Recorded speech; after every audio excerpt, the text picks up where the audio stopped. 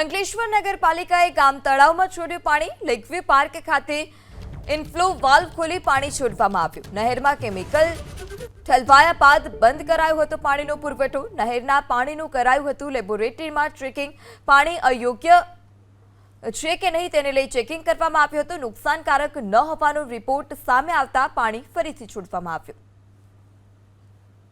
ઉકાઈ જમણાકાંઠા કેનાલની અંદર કોઈ કેમિકલીઓ નાખવામાં આવેલ છે, જેને કારણે મેં તરત જ અમારા અંકલેશ્વર નગરપાલિકાના વોટર વર્ક્સ એન્જિનિયરને જાણ કરી ને તરત જે અમારા લેકવ્યુ પાર્ક ઉપર ગામ તળાવ છે એનો ઇનફ્લો વાલ્વ બંધ કરાવીને આઉટફ્લો વાલ્વ ખોલાવી નાખેલ હતો, જે ગત તારીખ 19 ફેબ્રુઆરીના દિવસે ફરીથી ઉકાઈ જમણાકાંઠા કેનાલ દ્વારા પાણી છોડવામાં આવતા એ પાણી પુરવઠો ગઈકાલે સાંજે 7:30 વાગ્યા જેવો અમારા ગામ તળાવ પાસે આવેલ હતો।